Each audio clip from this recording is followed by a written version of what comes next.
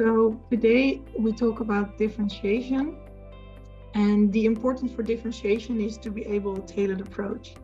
And I think this quote illustrates it well, is that we would like to move from a one-size-fits-all to a more differentiated approach, as it says that the hot water that softens the carrot will harden an egg. So every individual needs something tailored to their individual needs.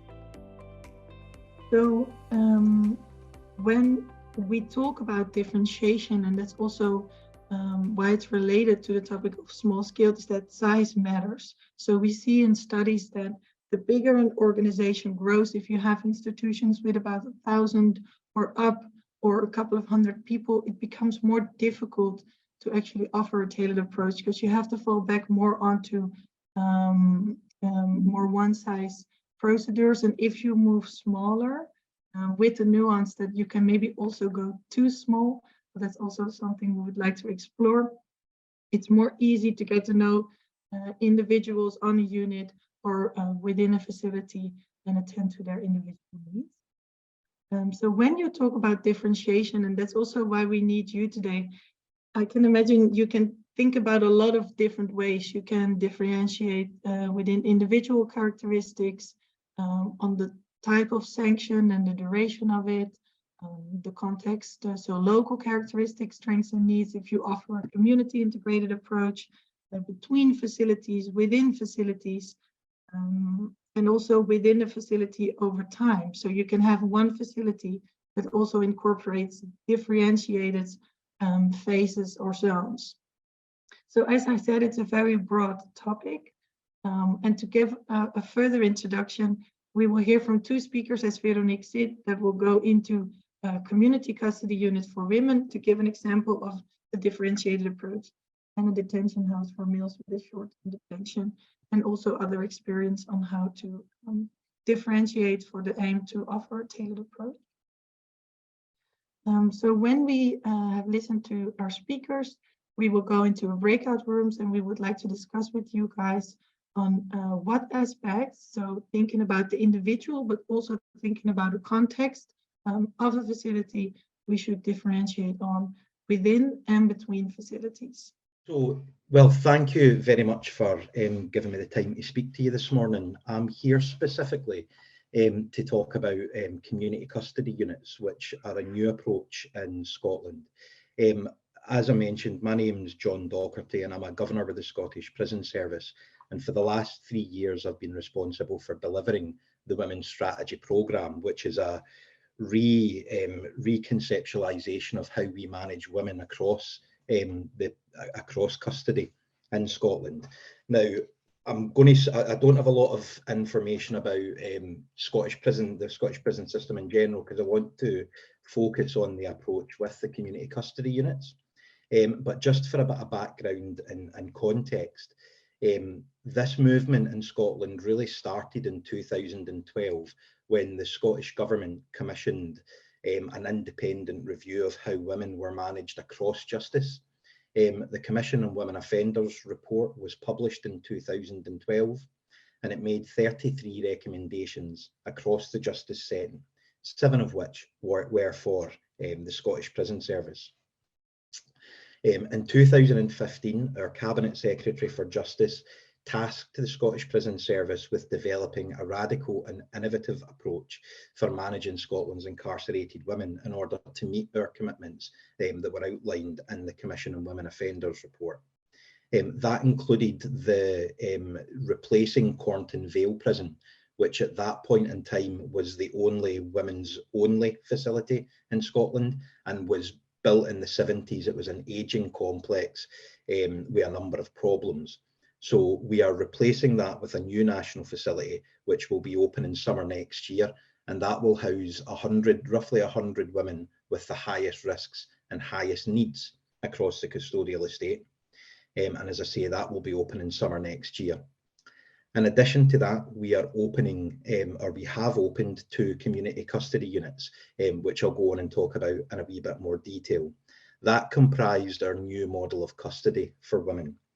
But overall, our approach within the units, everything we were doing from the physical design through to the way our staff worked with the women was designed to be gender specific, meeting the specific needs of women, and also trauma informed. So it took account of the likely of the impact of trauma on individuals' pasts.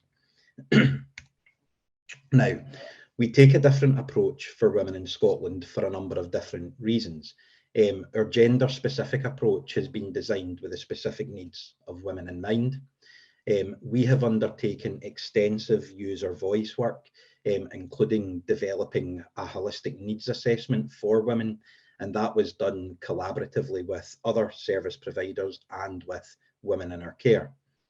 Some of the key differences that we see among our female population, though, when we compare it with the male population, and actually I should probably just highlight that the prison population in Scotland sits anywhere between about 7,500 and 8,000 people. At any given time, around 400 of those are women. So our female population is a very small cohort. But what we do see among our female population is a higher use of short sentences and remand. We see proportionately more women being remanded who then don't go on to receive a custodial sentence.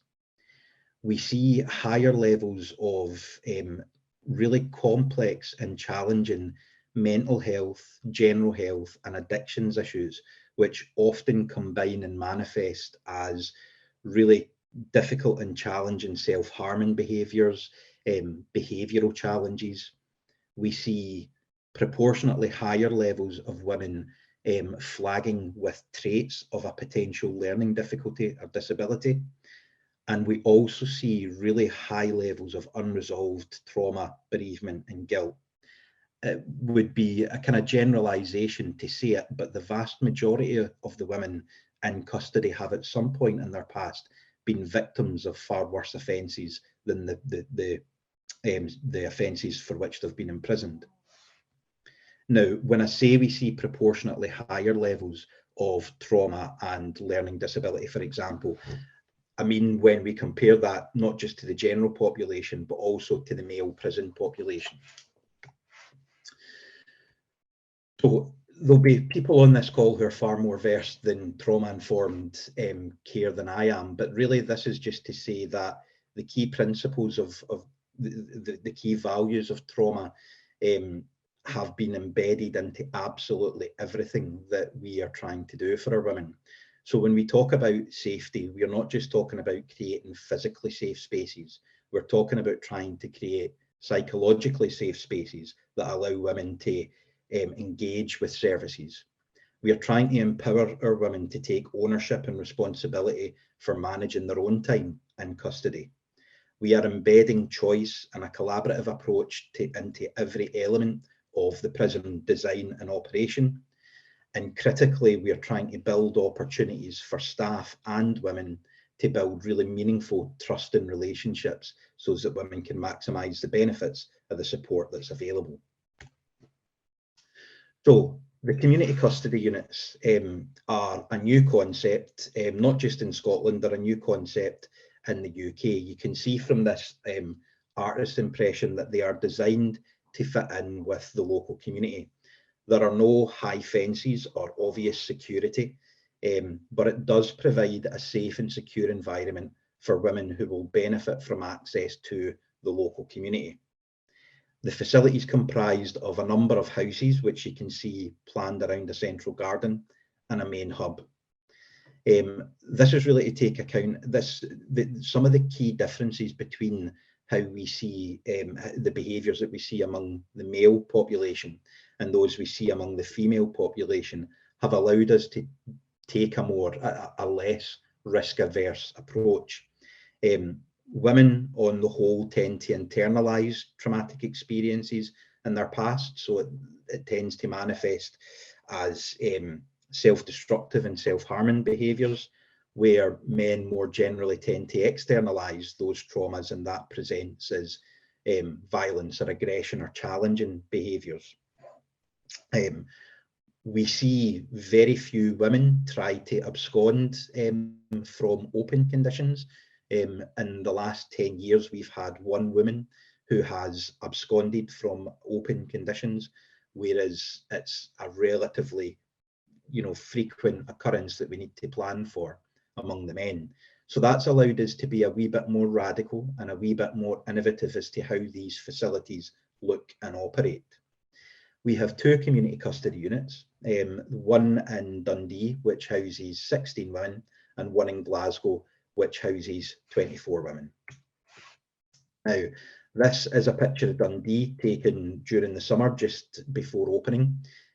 Notice the block of flats in the background. We are right in the middle of a residential area. It is right at the heart of a local community. It's on the site of a former primary school. The community custody units are based on the principle of independent living. The facilities are designed to look and feel domestic and not custodial, and women who come to the CCUs need to practice independent living skills. Now, as an example of that, the women who come to the CCUs need to shop, budget, and cook for themselves. Many of the women also have access to the local community, so they are able to undertake real life work experiences and training in order to better prepare them for employment on release. And also, really critically, they have the opportunity to go and build relationships with service providers that we hope they will work with on release, but do that while they're still in custody, supported by one of our officers. Each unit includes a community hub where women meet with their families, service providers, and engage in various social activities. It's essentially a small community centre at the heart of the facility. Visitors and families are able to get up and move around freely. There's a small communal kitchen at the back there, so women can prepare a meal for their child, for example. We're really trying to normalise the parent-child relationship as much as we possibly can. Women are encouraged to take personal responsibility and ownership of their own time, with appropriate support from staff to access the in-reach and outreach services that are available.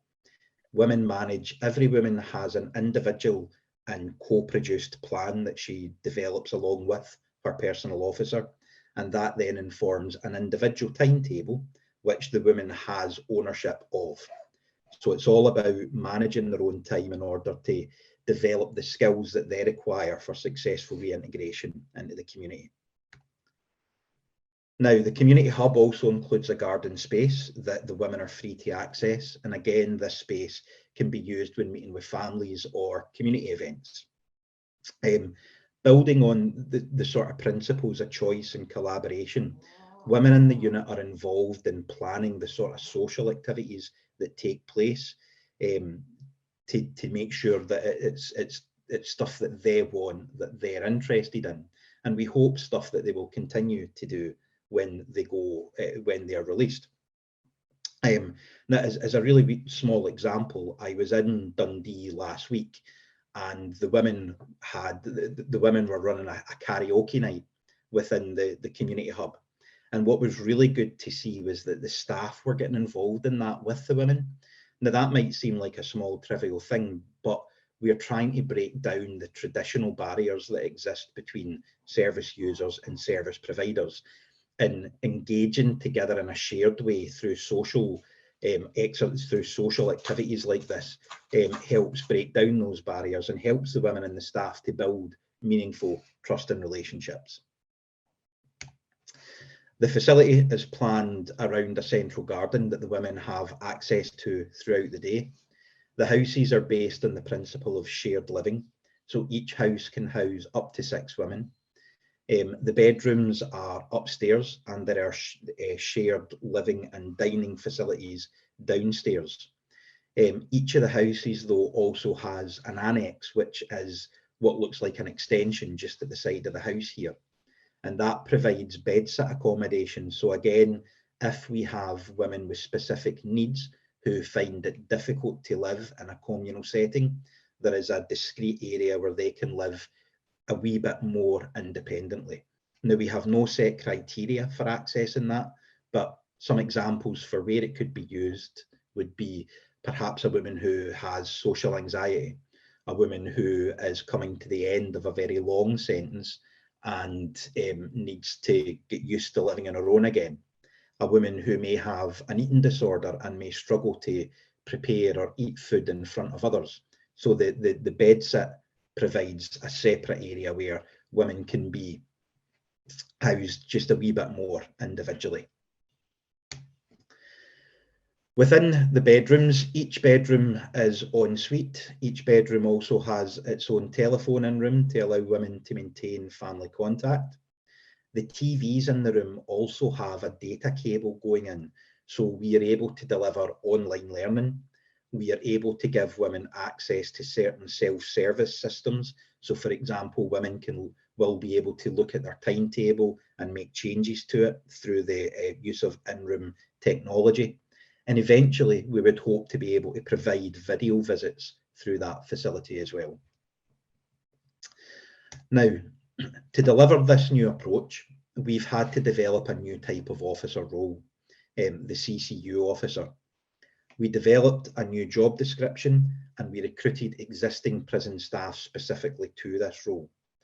All staff are caseworkers. They're supporting women in the unit and in the community. They are working with the women on developing those co-produced individualised plans that I spoke about. And they work with the women and engage them in reflective sessions to consider successes, setbacks, and build resilience. Developing a new role, as I said, allowed us to recruit specifically to the role, and we used values-based recruitment. So instead of looking for staff with lots of operational experience, we were more interested in making sure that staff had the right values, the right attitudes, and the right behaviours in order to make it a success.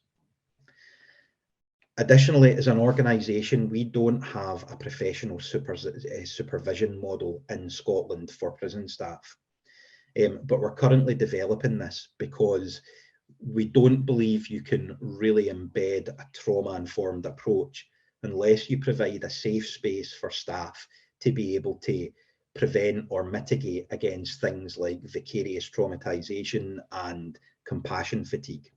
So we are currently working with our psychology colleagues to develop that, and we will roll it out across the new women's estate as a proof of concept before looking at a wider rollout across the prison estate. We've also had to develop a new approach to training for our staff. The baseline training was a package called Caring for Women in Custody. And for staff who'd never worked with women before, that was a 5-day session. It covered things like trauma, desistance, attachment theory, and relationship building. For staff that had worked with women before, it was a 2-day package which took the form of an activity and discussion-based workshop, allowing existing staff to reflect on their existing knowledge and experience and the challenges of the role, best practice. The focus wasn't to tell existing staff how to do their job, rather than to share knowledge and experience and discuss how to adapt this to meet the new approach. We also developed a tailored package for our managers, our leaders, our first line managers and our governors, which was about leading in a trauma-informed environment, and that's been delivered to all managers across the new women's estate. In addition, we've developed a continuous professional development pathway. Now that includes modules for additional trauma and trauma-informed care training. It includes rollout of a tool called Decider Skills, which is an NHS tool, National Health Service tool for distress tolerance techniques. There are additional modules available in mental health and addiction support. There are additional modules available in domestic abuse and on child protection. These have been developed as a CPD pathway, so staff can pick the most relevant ones to their role to allow them to develop in that way, rather than using a sort of broad brush approach. Now, I think that's my 15 minutes more or less up. I'm not timing this, I'm afraid, but just before, I would probably just add that this approach will be subject to an independent evaluation. We're about to go to We're about to invite tenders for that. And it will be independent because we don't think we should mark our own homework effectively. We want an independent and objective view about whether this model is working or not. What I would say though is that the units have only been open a few months. Dundee opened in August and Glasgow opened in October. And already the feedback we're getting from women is really encouraging. Even at this early stage, where I expected that women would be talking to us about the quality of the accommodation and the living environment, they are, but more often than not, they're telling us about the quality of the relationships that they've built with staff. Women coming to us and saying things like, "I've never felt so looked after," I think is really powerful. And I think it shows that our approach with these units and with our approach to staffing is the right one. So one thing that struck me, well, a lot of things struck me, but the value-based recruitment, that's quite innovative. To me, it seems that way, but maybe it's not. Can you maybe share what kind of values you're looking for? Yeah, so as an organisation, we're moving in that direction anyway. We've started to use values-based recruitment rather than competency-based recruitment previously. So before, with competency-based recruitment, we were looking at individuals providing examples that show they're able to do certain things that would demonstrate that they can do that at a higher level, for example. With values-based recruitment, we're looking for more detail of the underpinning attitudes and behaviours that drive the activities. So what is it about your personal values that led you to take that approach? What is it about you as an individual that meant that you took the time to sit down with an individual and try and understand what was causing their distress, rather than just reacting and locking them behind the door the way you might do in a traditional prison environment. So the specific values for women though were actually informed by my own research. My master's thesis was about behaviours and values of staff, and so we were looking for staff that research looked at what women believe are the right values and behaviours and attitudes that staff need to work in trauma-informed ways. So that was then built into what we were looking for the units. So a really simple example is we were looking for staff that often in a prison environment, particularly large prisons, that house 500, 600, 700, 800 people. The prison regime is the pressing thing. Managing 800 men throughout a day requires a very strict and regimented regime to be able to do that. And often service providers come into the prison and their needs are secondary. We wanted the CCUs to be a real collaborative effort between ourselves and our other service providers. So we were looking, for example, for staff that understood that, for staff that could talk about working with partners in a collaborative way, why they undertook that approach, staff that understood that that was the best way to get the most effective results for the people in our care. So really that's what we were aiming for. A lot of our staff came to us on promotion because we weren't looking for existing officers with 20 years experience necessarily, because this was a new approach. We've not done anything like it before. So 20 years experience in HM Prison Berlin, which houses 1,500 men, is irrelevant to what we are trying to achieve in the community custody units. So the values and behaviours and attitudes were far more important for us. How are your experiences with involving the community around the house to implement it? Because I guess at the end it's related to the safe area for the women as well, and the trauma-informed care thing to be well taken into the community as inhabitants, for example, on this spot. So what are your experiences realizing these kind of beautiful facilities? Yeah, we had two very different experiences at both sites, interestingly. The local community in Dundee were very very difficult initially. They were very uncomfortable with the idea of this facility and their location. Both facilities are built in areas of the city which we would class as areas of multiple deprivation. They weren't affluent areas. There is also a homeless unit not far from the site at Dundee, which can generate a degree of antisocial behaviour in the local community. And in the first instance, the local community were really against the CCU going in Dundee. We did a lot of engagement work. We had really good support from a couple of really engaged local elected councillors.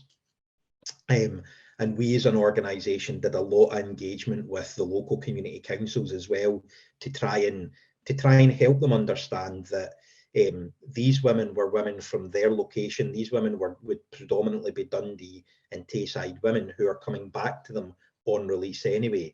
And the CCU is an opportunity for these women to build relationships while they're still in custody, test themselves in the community before they're released, and hopefully give them a better chance of not committing further crime when they're out. I've got to say that engagement work, and it was 3 years of engagement work as we went through the planning and building process, was really successful. And we've now got local community councils, local charities, local groups, faith-based groups all on board offering to support the women. We really are trying to tear figuratively and literally the walls down between custody and the community. We want the women going out into the local community and engaging with services that are there. But equally, where there is community service provision, if we are running something in the hub that a woman engaging in the local, a woman in the community would benefit from, we want to open that up to them as well. So we're trying to build a reciprocal relationship between the local community and ourselves, and that's working really effectively. What I would say is we didn't have those challenges in Glasgow.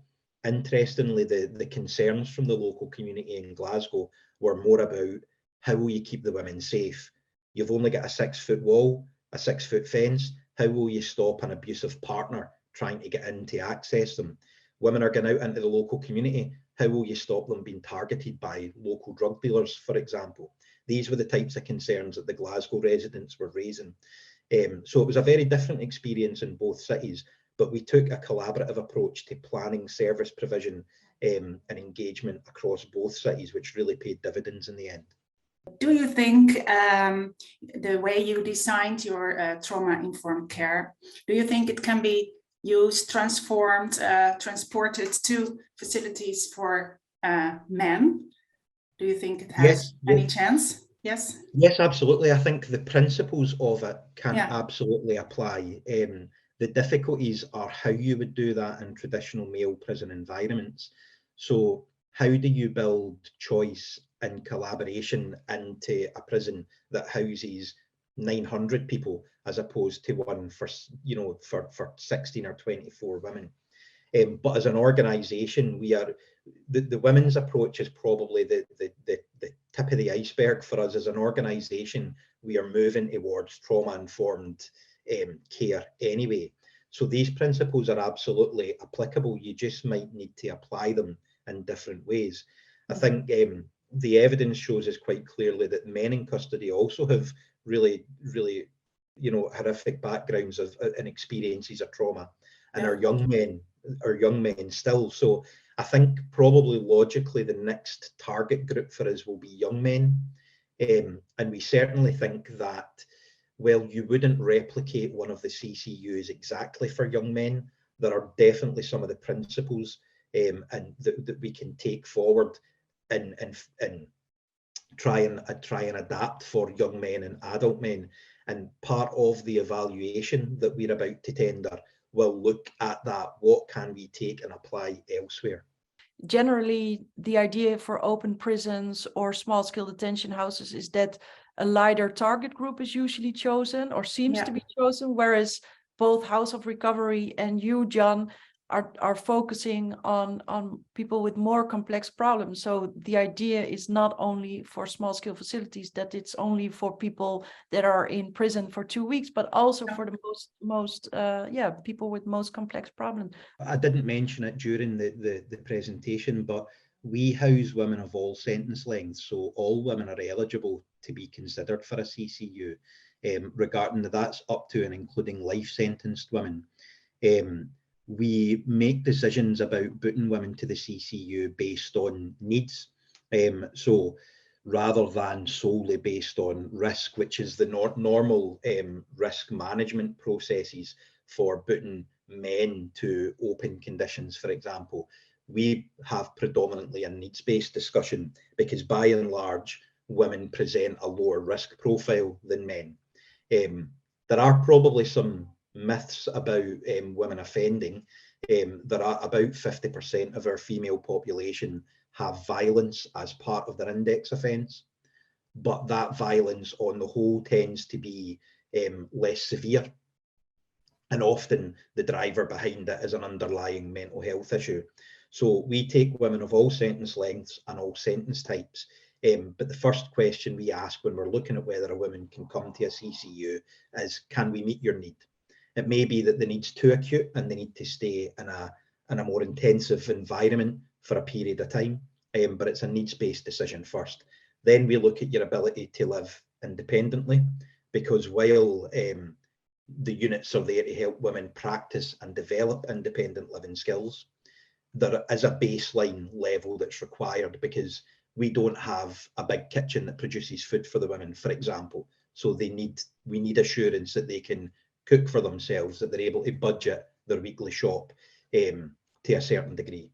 Thank you, John, for this presentation of those two facilities with very and many interesting aspects, bold and promising, I believe. But two are really important for me in terms of desistance, because I've read or I've seen many things about it, is the sense of ownership. You mentioned that in terms of how they organize, how they do their time and things like this. If you could develop a little bit that. And the second one was the individualized relationship, which is also a lever in terms of desistance. How do you manage to encounter a resource person that will help you better yourself, organize yourself, change your life? So if those two elements could be developed a little bit, I would be really curious.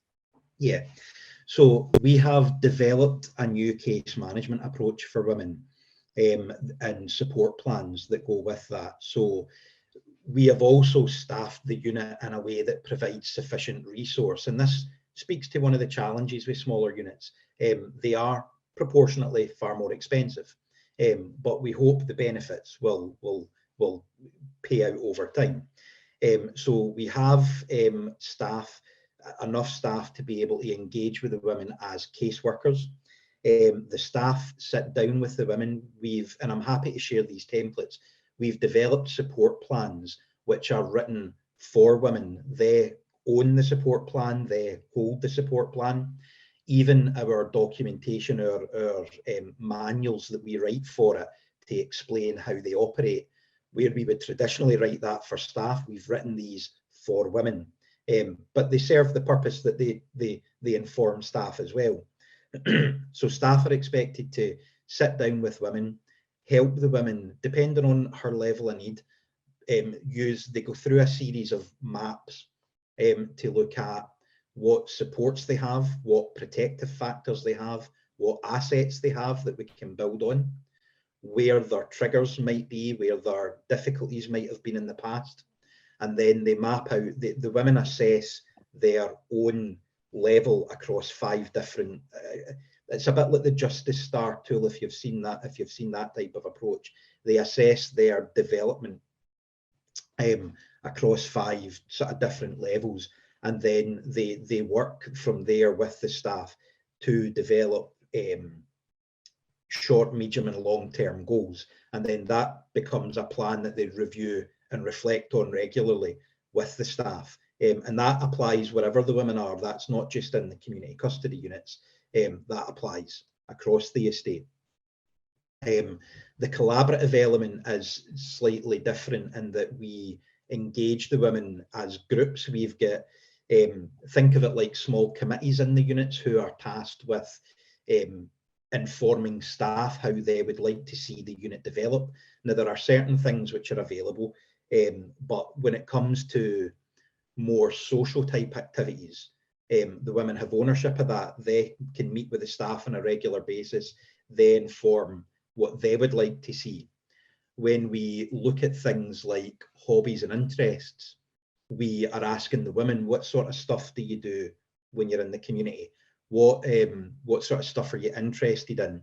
And we encourage our staff to share their hobbies and interests as well. So, for example, we've got staff in the community custody units who are yoga instructors in their own time that run yoga classes. We've got a member of staff who's a guitar player who's teaching other women how to play the guitar. So things like that, sharing their own hobbies and interests to further build those relationships. What's really important for us with the community custody units, though, is that in Scotland there are two sort of categories of prisoner. There are short-term prisoners who are serving less than 4 years, and long-term prisoners who are serving more than 4 years. If you're serving more than 4 years, when you're released, you are subject to statutory support from social work, or equivalent of a parole service. Long-term prisoners don't have, short-term prisoners don't have any statutory requirement, but every local authority provides voluntary through care. Now, the voluntary through care, the services that are offered are excellent, but what the women tell us again and again is that relationships are absolutely critical. If, as a woman, she doesn't have the opportunity to build relationships with that service provider before she's released from custody, the chances of her going and engaging with them on release are really slim. So what the community custody unit allows us to do is go out into the community with the women, particularly as they're nearing the end of their sentence. They can go with a member of staff who they've built a relationship with and they trust, to the service providers that they'll work with after liberation, and start to build that relationship while they're still in the CCU, so that the transition into community-based service providers on release should be seamless, because they've already been able to build effective working relationships. John, thank you very much for that introduction. I thought I pinned down one sentence: I never felt so much looked after. I think that's the greatest compliment you can get. Really cool to hear that. And I know it always comes with a price, and it comes with a turn. What we discuss here in Germany, our unit is now 19 years old, and we still do a lot of inviting politicians to see our place and to learn about how the things go. But again and again, we have still a very punitive access to prison settings from politicians. And at the very same time, I would say this punishing costs something. And we have in Germany a huge stuffing problem in the prisons. They don't find enough stuff. And I felt when I listened to you, I felt in one way your units are an invitation for people to do a different time of prison. So do you have the experience that your political surrounding is more open for that kind of sentencing or prisoning, because it gives maybe a new kind of, let's say, face to those working on prison? Yeah, so I think we've been fortunate in the sense that this approach, the whole approach for women, not just the community custody units, was a ministerial commitment. So we've had support at the highest levels. This was the Cabinet Secretary for Justice. I didn't touch on this in here, but we actually got off to a bit of a false start with the new approach for women. So in 2012, the Commission on Women's Offenders published their findings, and they made recommendations in there about replacing Corton Vale, which was our women-only prison, with a smaller unit, and then building small regional prisons where women could be housed closer to their home location.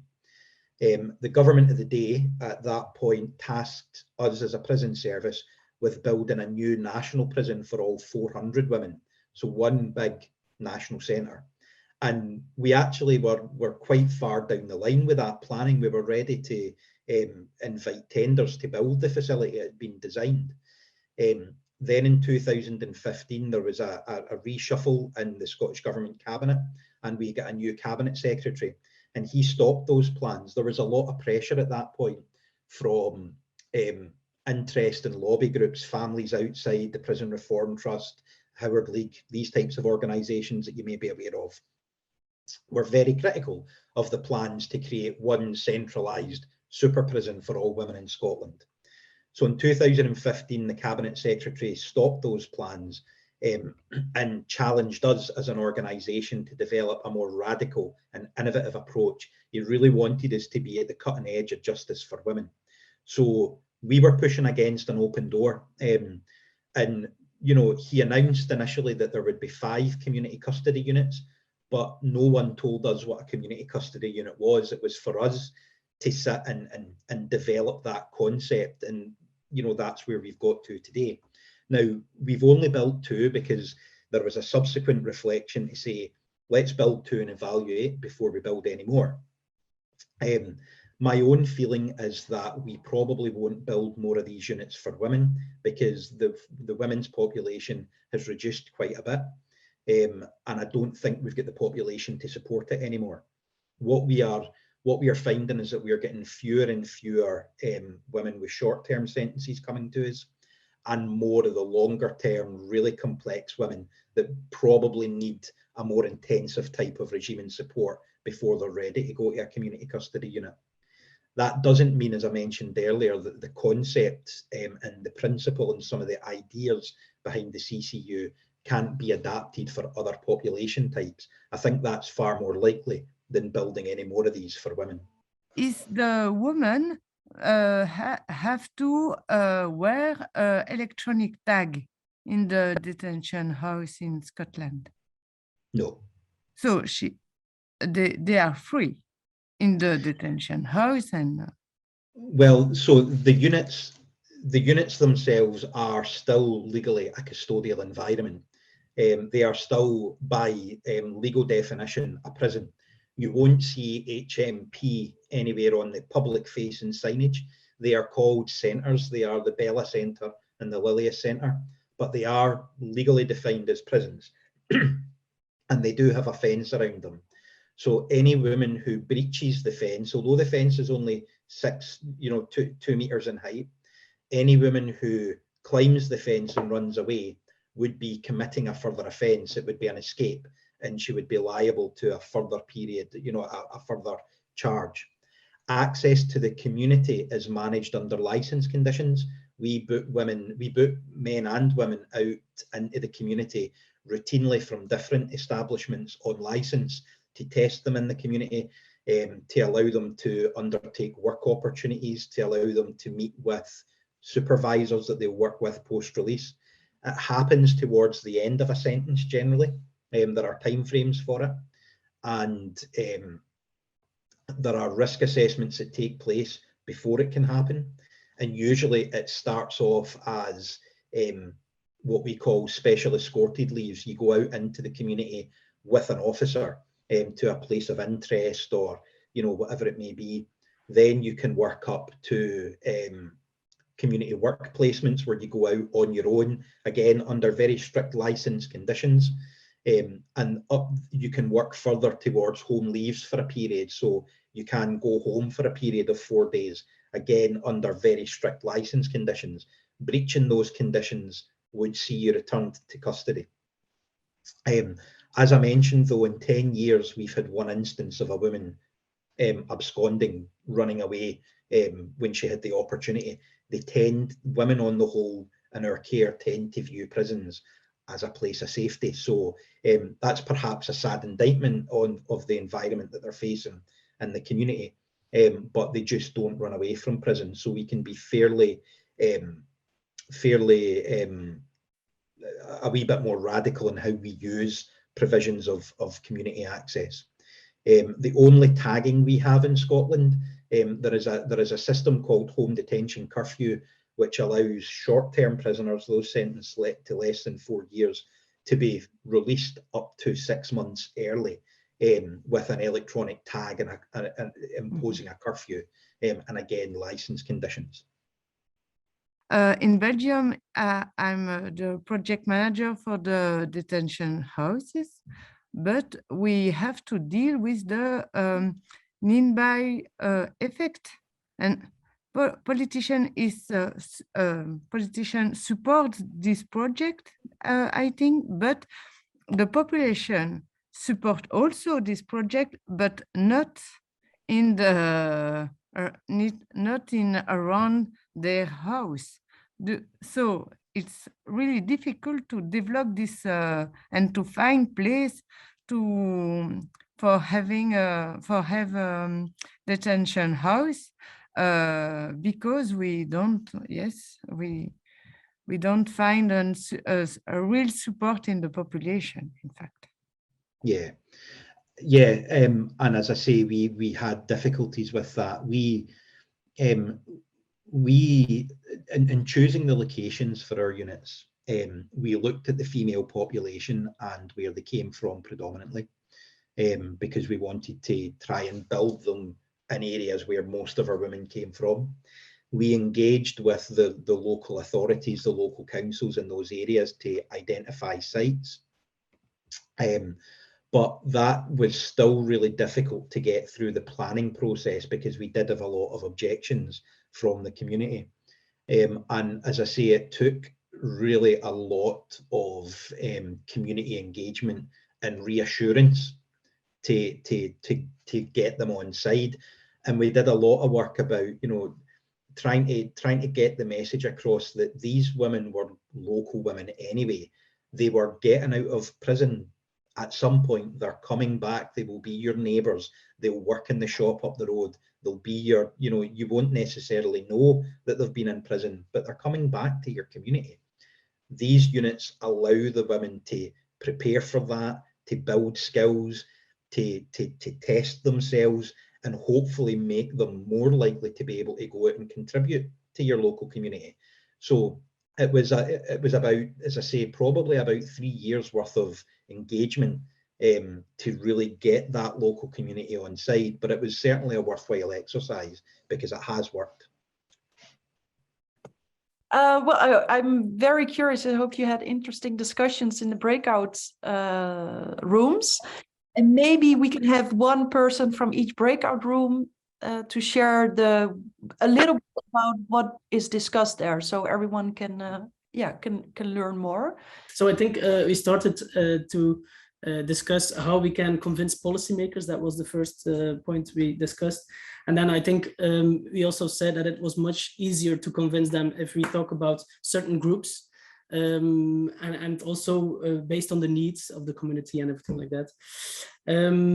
Then we also talked about if we have like issues or already some ideas in our current jobs with the topic of differentiation.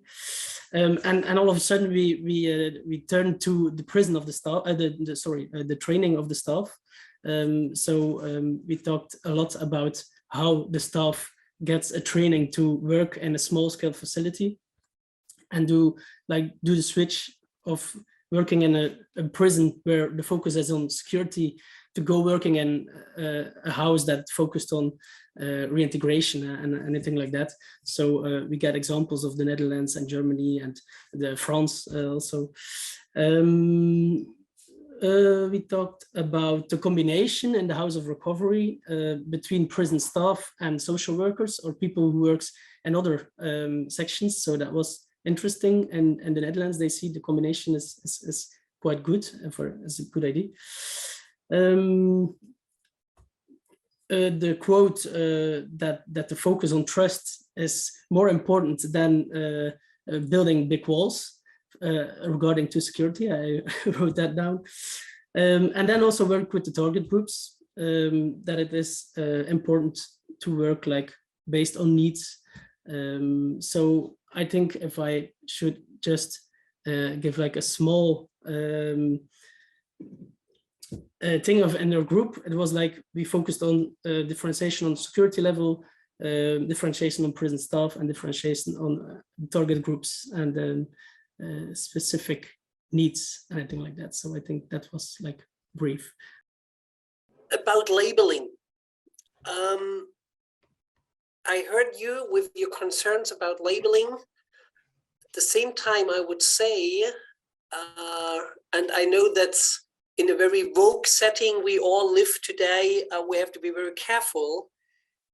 When you talk to the practitioners, there are special needs by special groups and special cultural settings we have somehow to answer in. And my question is, if we go away from the one size fits it all 400 people behind walls thing into something what is small scale, we may address certain needs. For example, those of young mothers. It's one theme in Germany at the moment. We have young mothers in prison, 17, 18 years old, getting their child. What are their special needs and what are the special risks they are on? And of course, you could say, Valerian, very easily, this is labeling somebody. And on the very same time, I would say this is raising awareness for the special needs. And I think in our ongoing discussion, we should be very careful that we are not put into a corner of, oh, you talk about young Arab people like this or that, or you talk about young mothers about this or that. Yes, we come from the practitioner side and we know the needs. I just wanted to respond because I think that's a very valid point. And within our group, we indeed talked about the labeling aspect, but mostly also in terms of what it means if you create separate units. So if you really strictly differentiate between different settings and, for example, create a unit for people who've committed a sexual offense, or create a unit for example, people who suffer with addiction, or whether it's more about differentiating within the facility, so you don't label and perhaps stigmatize as much by creating one separate, but try to see if within one facility you can attend to all these different needs. But I think what you also raise is a very important point. So we should be aware that indeed it's not always a negative way of labeling, but it can really mean that you say, okay, we see you and we attend to your specific needs. So yeah, thank you for that. It's something really important to take into consideration. This Learning Lab is part of a larger project called Wish EU, which is working in small-scale detention houses in Europe, and with the aim to really connect professionals working in small-scale forms of detention, open prisons, detention houses, facilities. There are different names in different countries, but all with the aim to connect these professionals, that they get to know each other, but also content-wise, that we discuss what it means to work in a small-scale facility or small-scale detention house, and what the issues are, what the benefits are, and really get into the detailed topics, and all with the aim to write European rules on small-scale detention houses parallel to the European prison rules, so that countries within the EU and hopefully outside of the EU can choose whether they want to build a prison or a small-scale detention house or a small-scale facility. Of course, we hope that more and more countries and organizations will choose community-based forms like detention houses,